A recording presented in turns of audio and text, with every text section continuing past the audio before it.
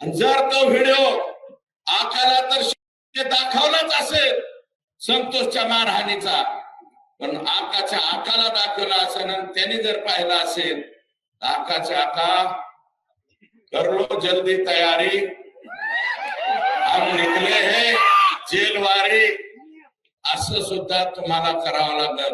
आणि अजित दादा क्या हुआ तेरा वादा, अजित दादा तेरा वादा क्या हुआ रे, काय को इसको अंदर लिया, ये अंदर लेने का जैसा नहीं है. आणि धनंजय भाऊ देशमुख आणि त्यांच्या कुटुंबियाला जर धक्का लागला तर धनंजय मुंडेला रस्त्याने सुद्धा फिरू देणार. आमचा एक भाऊ गेला, तो आता आम्ही सहन केला. या मुंड्याचं फिंड्याचं आम्ही तोंडावर नाव सुद्धा घेतलं नाही, हरामखोरावला तिचं. पण जर देशमुख कुटुंबियांना जर यापुढे त्रास झाला तर एकाला सुद्धा रस्त्याने फिरू देणार नाही. यांचं काय काय सांगावं. हे आमचे बिडावाले जे कलाकार मंडळी आहे, आका आकाचा आका, यांचं काय काय सांगावं. आणि स्वर्गीय संतोषच्या बाबतीत सुद्धा सभागृहामध्ये मी मागणी केली होती, आयजी लेवलच्या अधिकाऱ्याच्या अधिपत्याखाली SIT स्थापन झाली पाहिजे. राज्याच्या मुख्यमंत्र्यांनी ती मागणी केलेली आहे. त्याच्यानंतर 10 लाख रुपयाची मदत या कुटुंबियाला दिली पाहिजे, ती सुद्धा मान्य झालेली आहे. त्याच्यानंतर न्यायालयीन चौकशी झाली पाहिजे, कारण हे लोक जर पोलिसांकडून कुठं सुटणार तर नाहीच, पण चुकून एखादा सुटला तर तो न्यायालयीन चौकशीत अडकलाच पाहिजे, ही धारणा मनामध्ये आहे. आणि यांना मोका लागला पाहिजे. मोका म्हणजे माहिती आहे ना, म को लागला पाहिजे. एकदा अंदर गया ना, पोलिसांनी मोकामध्ये घातला ना, 5-4 वर्ष नमस्ते लंडन, पुन्हा हे माघारी येत नाही. आणि हा जो आका आहे ना, आका तर गेलाच पाहिजे. पण जर का आकाच्या आकाने काही गंडोबंडो केला असेल तर आकाचा आका सुद्धा नंबर लागू शकतो. यांचे लफडे माणसं मारायचे तर आहेतच. अरे कोणत्या पद्धतीने संतोषला मारलं, हे कुठली पद्धत आहे.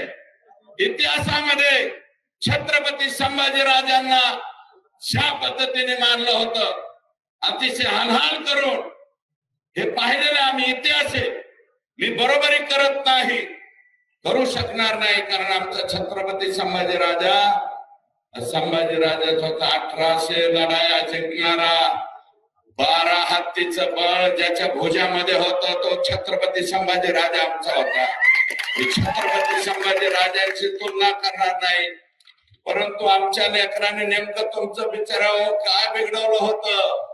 अरे इथं 10वीला लेकरू आहे, एवढं लेकर आहे त्याचे, तुमचं काय बिघडवलं होतं. फक्त एका दलित समाजाच्या पोराची बाजू घ्यायला गेला होता, बाजू घ्यायला गेला म्हणून मारतात. आणि जर तो व्हिडिओ आकाला तर दाखवलाच असेल संतोषच्या मारहाणीचा, पण आकाच्या आकाला दाखवला असेल आणि त्यांनी जर पाहिला असेल तर आकाच्या आका कर लो जल्दी तयारी, हम निकले है जेलवारी, असं सुद्धा तुम्हाला करावं लागलं. पण आज मी त्या बाबतीत बोलत नाही. आणि ते म्हणतायत 100 चूहे खा के बिल्ली हाच को चली म्हणतात ना, तसा काहीसा प्रकार काल परवा हे आकाचे आका आले, म्हणले जे दोषी असतील त्यांना फाशी द्या. पण आधी नीट वागायचं कोणी सांगायचं. आणि अजित दादा क्या हुआ तेरा वादा, अजित दादा तेरा वादा क्या हुआ रे, काय को इसको अंदर लिया, ये अंदर लेने का जैसा नहीं है. संगीत दिघोळे पासून त्यांचा संतोष देशमुखापर्यंत हत्याची बेरीज केले तर अजय दादा जरा हिशोब करा. आणि या हत्या कोणी घडून आल्या, त्याच्या मागचा मास्टर माइंड कोण, कोणी हे उद्योग केले, हे जर तुम्हाला माहित नसलं तर परभणीला माणसं पाठवा, बारामतीचे माणसं पाठवा, बारामतीची माणसं परळीत पाठवा. आमच्या इतर लोकांना सगळ्यांना बर का, एका समाजापुरता नाही, इतर सगळ्या समाजाला काय वागणूक आहे तिथं, काय वागणूक मिळते 18 पगड जातीला. जीव मोठी धरून बसताय.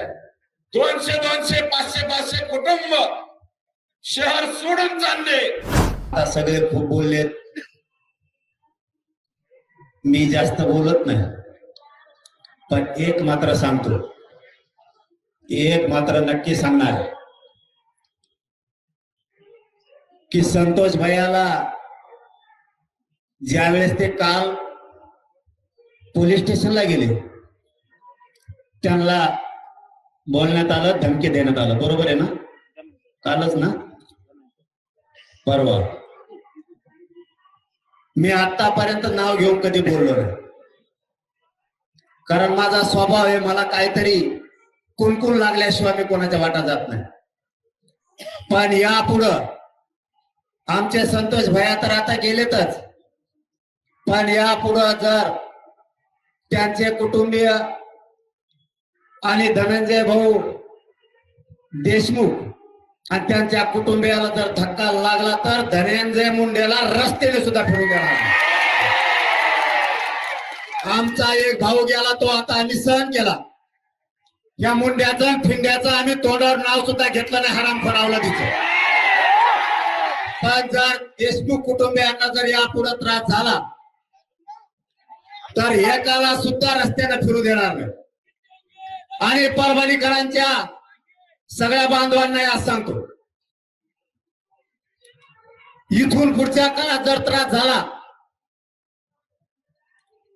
परळी असो कोणा बीड जिल्हा असो, इथल्या आपल्या समाजाला जर त्रास झाला तर परभणी आणि पलीकडून धाराशिव यांना घरात घुसघुस होण्याचं.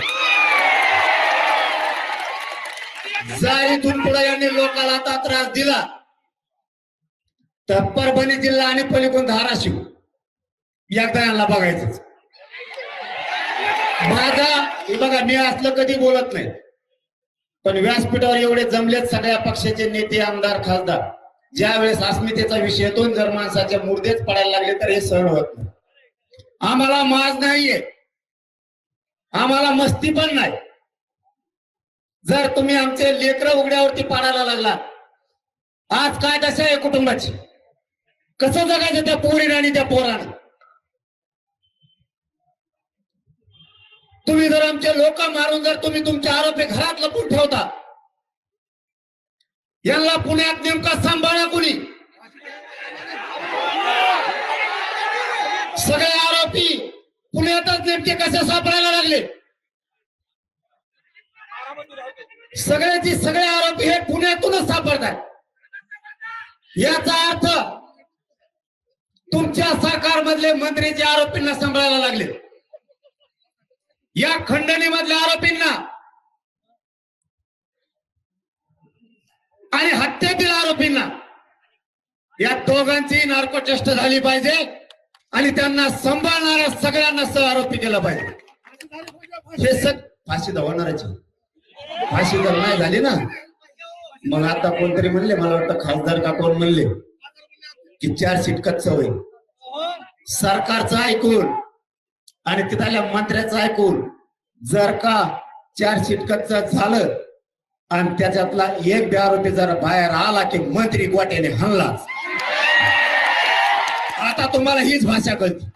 आता आमचा नाविलाज, आम्ही करतो तो जातीवाद म्हणताय. संतोष भैया देशमुखांना जर आम्ही न्याय मागितला तर आम्हाला जातीवादी म्हणता. ही तुमची कोणती भाषा आहे? हे नवीन षडयंत्र सुरू झालंय. आपण जर संतोष भैयाकडून बोललो, आपल्याला म्हणते हे जातीवाद करायला लागले. हे तुम्ही नवीन शब्द आणि षडयंत्र आणले. आम्ही संतोष भाई ऐकून बोललो की आम्ही जातीयवादी, आणि तुम्ही आरोपीला सांभाळतात ते काय? तुम्ही आरोपीला गाड्या घेऊन पळतात ते काय?